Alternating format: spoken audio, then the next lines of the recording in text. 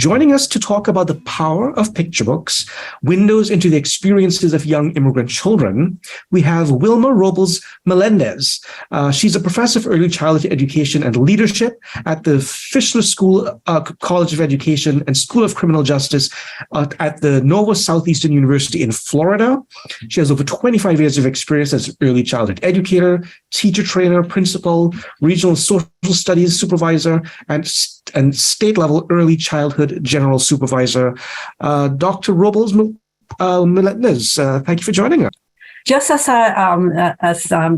Denzel was saying, I'm a professor of early childhood education. And one of the things that I'm very passionate about is precisely finding more ways in which we can actually support our children. My experiences have always been addressing diversity and particularly finding opportunities. And children and picture books are probably one of the things that go together. Because of the many opportunities that they have. So this afternoon, what I bring is something that I'm hoping that will help to refresh some ideas, because I'm sure that you're already using picture books, and to see some of the ways in which we can use the many and wonderful titles that keep coming, especially in recent times. So briefly, what we're going to do is to look a little bit about the reason for using picture books when we talk about immigration and how they become a learning tool, and some of the topics that can be addressed. And of course, some suggestions for sharing books in the classroom. I think that it's important, first of all, to always remember that whenever we talk about children, they have become today probably more clearly a picture and the face of immigration. Immigration has always been a reality, especially in our country. But in the past 20 years, and for reasons that we all know, we have seen more and more emphasis telling about the stories and telling about the experiences of children because of their arrival and because of the many that we have in our classroom. And that's probably one of the first realities that we had to consider. They're already present in our classroom. We're working with all of them.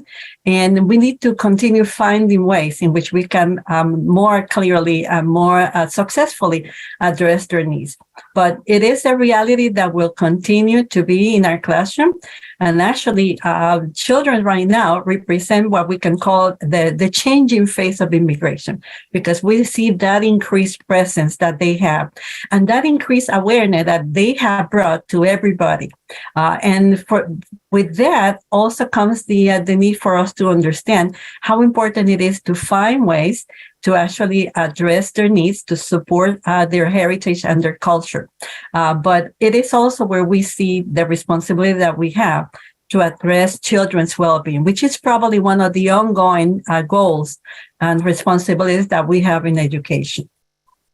So I always like to mention that there is such a rich history when it comes to immigration in our country. But there is also a very rich and wonderful continuing to be actually developed stories about children of immigration. They are probably the ones that are letting us to understand and to better appreciate everything that is happening across our society and across the world. And we want to make sure that we can call more attention to their experiences, because it's also a way for us to better inform our practices and to know how to more appropriately respond to what they need.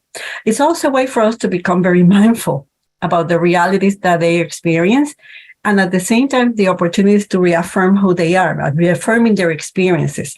It's like we have always known that it's so important to be aware about the actual lived realities and experiences that children bring to the classroom.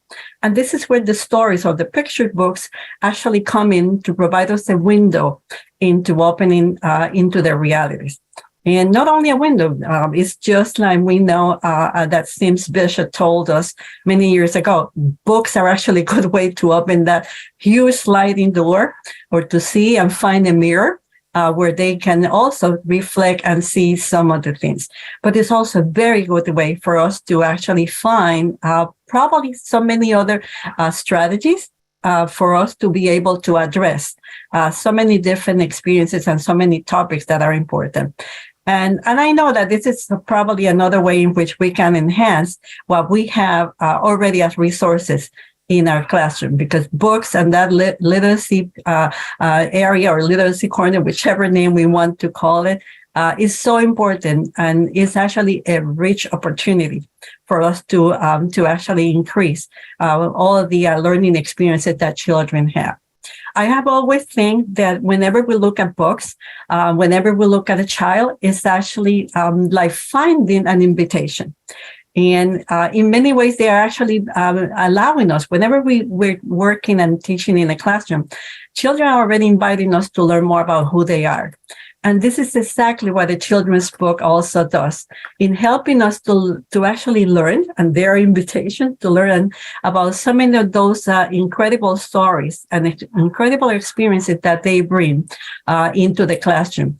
And very intentionally, whenever we select our children's book, and that's one of the goals that I have this afternoon, there is a way for us to catch the attention of children, to learn about themselves, and to learn also about their peers who may be immigrants. And in general, for ourselves as educators, to also learn about so many experiences, so many traditions, so many different aspects that are very important for us to be aware of. And this is where characters will always provide an opportunity to actually bring some realities into our classroom, or simply to remind us about some of the experiences that are also very reflective of ourselves. There are a lot of books that we could actually start mentioning. I love, for example, that children's book called Abuela by Doris. And especially the connections and the sense of attachment that we see between the child and the grandmother. So there is always a character in a story that actually projects itself outside of the story because of what it means and what it represents for you. So they do become very much aware. And at the same time, like I was just mentioning a moment ago, picture books are a wonderful source, particularly whenever we want to address some of those other experiences that are more challenging and that we know also need and call for attention to be addressed as well. And that's one of the reasons why it's so important to be aware about the wide variety that we have today, especially when it comes to children's literature. And it's also what makes us affirm that there is power in stories, great power, and great power that we need to use very mindfully. Because the truth is that the storybooks that we see, the picture books, are nothing but reflections of all of the many stories that represents ourselves also. So it is a good way for us to find those that represent children, that will bring opportunities into discussing some of their own experience. And especially, they become very relevant sources to support what we know is so important today, those anti-bias goals, and to support social justice efforts in our classroom. So indeed, wonderful opportunities that give us, again, great sources as well, to plan opportunities in the curriculum, in our daily activities, to better address what we know is so important to be discussed with children, and especially when it comes to addressing any experiences that may be more difficult that children may have had. And it's a reality that is probably well known already, that children, especially children with diverse characteristics, many times some of the things that they have in common is that they may have experienced some difficult realities, like biases or prejudice. And it is, again, a reality and a reason for us to make sure that we also use the picture books to begin those conversations and to begin also those opportunities to clarify and actually begin also to provide children with the tools themselves to learn about ways to address any of those challenges that may be present in their own experiences. So, again, there is quite a variety right now of stories addressing immigration and diversity issues. And the reality is that they all offer through the different characters that are represented, they offer excellent sources. And especially in the literature that we're finding in recent years, I actually have been working together with another colleague on a project precisely on identifying and analyzing books about picture books about immigration, and we have seen probably a significant increase in the number of titles that are coming, particularly in the last 5 years, that address directly many of the issues that before were not addressed in the literature about immigration. Especially, for example, those that are addressing some of the circumstances, addressing recent issues like family separation. Those are actually more present now in some of the stories that we find, and which provide, again, intentionally used and very well planned. They provide opportunities to address some of those circumstances. And at the same time, the characters become important for children to meet them and to become part of the classrooms as well. We know how important characters, story characters are for children, especially in initiating in actually discussing, again, issues that may be harder to address. I think it's always important to see why we bring stories in the classroom. And the truth is that whenever we address the literature about diversity and immigration, there are many reasons that we can actually bring about or identify. And one of those probably, first of all, that jumps out as one of those reasons is the fact that it's also an opportunity to highlight the fonts of knowledge, because they open up into learning about experiences. They also open up to validate the experiences children bring. And at the same time, they provide opportunities to support children's identity. So that effort is constant in anything that we do in education, supporting children's social and emotional development. It is also a very good way for us to become more consciously aware and opening a door, a very important and very appropriate door for us to address what is equitable experiences in the classroom. And like I mentioned before, they are as well a very good way to bring into our classroom opportunities to integrate the anti-bias goals, especially those 4 important goals that we know that in early childhood and throughout the educational experience are so important. They are becoming simply a good way as windows or as doors into also addressing many experiences, many ideas that may actually be misinformed, and that open up, they provide us again with that opportunity to enter into those discussions to make sure that we address and bring them into the conversation. So indeed, whenever you open a children's book about immigration, what we're doing is actually inviting the characters into the classroom. And right now, there are many of them. I just brought this afternoon a few of the many that we could possibly bring into the classroom. And I'm sure that you all have a lot of them that probably are your favorite ones. But for example, and many of this titles probably you have read already, but for example, the Rainbow Door, where we learn about Stella, and this is probably one of the books that is also very much probably shared in classrooms whenever we had children that may be bilingual. We have as well the story of Esperanza, probably more appropriate for upper elementary children, definitely. In one where we come into visiting and learning about the experience of immigration itself. Certainly, Tomatoes in My Lunchbox is one that probably many of us would like to actually include into our classroom, especially when it comes to those differences in terms of food preferences. And yes, tomatoes are probably not something that we typically may find, but it is a good way to start a conversation And this is, again, how a book can help us to begin those more challenging conversations.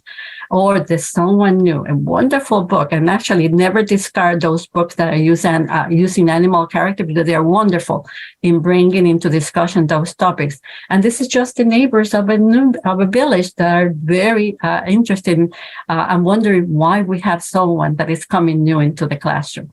But again, this is just one example of the many that we could possibly include, and of the many topics that can be addressed. And probably one of those, and I always like to talk about issues about names, because that's a topic also that is present and very important to a young child. What is my name and what it means? And this is something that usually comes into discussion in our classroom. And it's actually interesting to always take an opportunity to explore and to learn more about the many stories that are hidden in a name. And I wish we had more time. We would actually be doing that, which I do with my students, exploring what actually are the meanings and the history behind any of the names that we may have. Same thing in terms of understanding that this is also a very important topic when it comes to diversity, because it actually brings about issues about respect for the family's tradition. It also brings us about the fact that many times some people may have found themselves being forced in some way, whether directly or indirectly, forced to change their names, and all of the implication that actually has. So it is actually one of those possible topics that a picture book about immigration can actually bring into our classroom. And how many books are about names that relate to immigration? A lot of them. And actually, as you see on the screen, those are just but a few of the many that I would certainly suggest that you may want to explore. And probably many of them are already books that you already know, but a lot of them that can be brought into the classroom. But a lot of them that at the same time can be used purposely for children to learn more about the anti-bias goal. And actually, just as an example, for instance, some of those stories that can very easily be used to support the anti-bias goal, beginning with identity. My name is Yoon. The name jar would be another one, or my name is Jorge. Very nice book to address how this child wants to emphasize that he is Jorge, not George. And again, those are very good ways to support the anti-bias goal of identity, or diversity. The goal of diversity in recognizing, for example, the trajectory that Maria Molina brought when she was celebrating the Days of the Dead in her native country, and how she now celebrates and still celebrates the Day of the Dead, but also is celebrating the celebrations that go with fall, where she lives now here in the States. Or Marisol McDonald doesn't match. What a wonderful way to also address diversity, especially when it comes to children who are bicultural and biracial. Or Hannah is my name. All of them address diversity. When it comes to the topic and the goal of justice, Always Angeli is one. And again, many of you probably may know it already, but a good way to reaffirm who you are and to also bring emphasis in terms of the respect for what a name actually represents. And the goal of action is so important. Children taking action, like Renee has two last names, like I do, and emphasizing and taking an opportunity, taking into action to bring and share with his peers why he has two last names, why it's so important. Same thing with My Name is Samuel, a beautiful book also of a child reaffirming who he is through his name, through reaffirming and finding ways for his name to be correctly pronounced. So there's so many others that I wish we could share, but I'm hoping that this is just like a beginning for you to consider how many more probably I could bring into the classroom.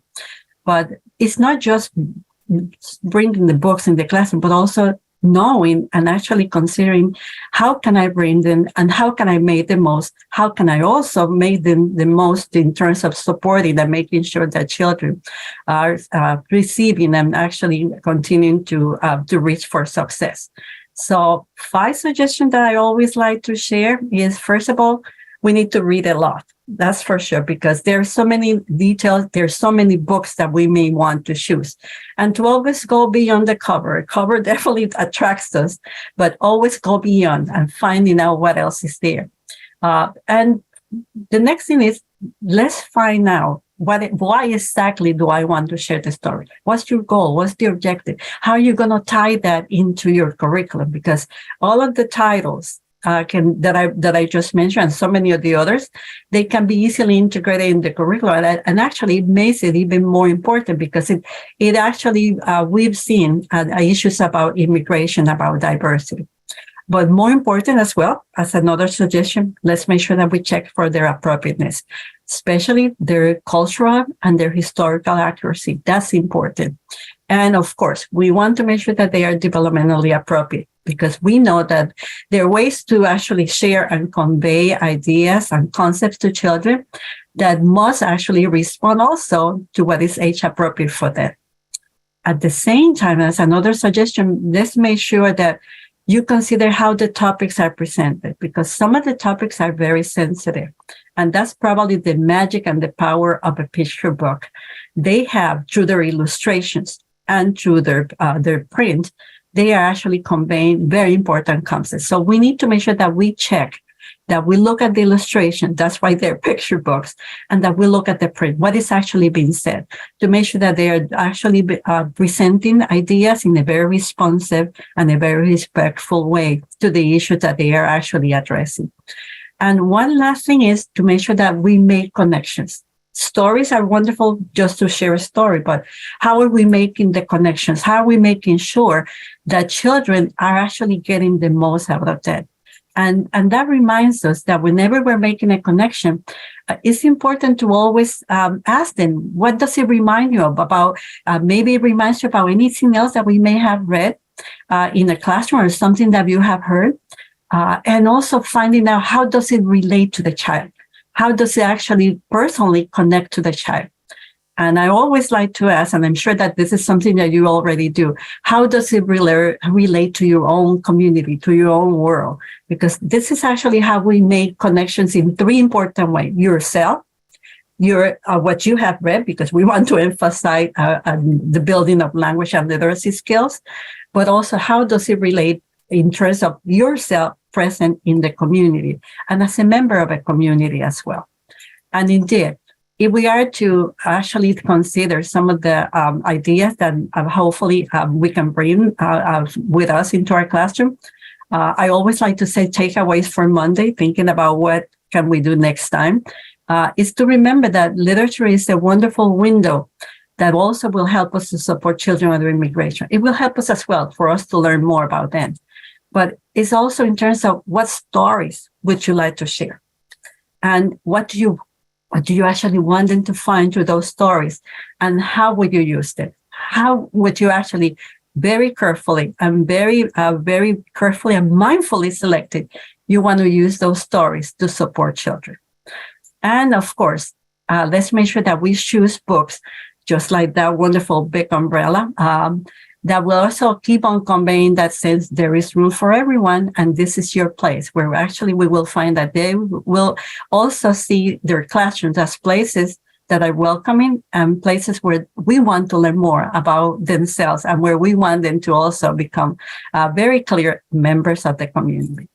So I would love for us to continue the conversation. I know that the time is it's very short, but thank you so much for listening, and thank you again for all of what you do in our classroom. And there is so much more that needs to be still done for our children. Thank you again.